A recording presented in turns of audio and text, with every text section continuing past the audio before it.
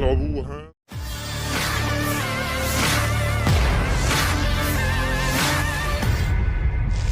Pasukan lapis baja Israel jatuh ke ladang ranjau yang telah disiapkan sebelumnya oleh pejuang Palestina.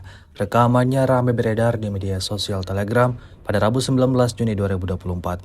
Serangan mematikan yang dilayangkan Israel secara terus-menerus memaksa pejuang Palestina melakukan serangan balasan yang tidak kalah brutalnya.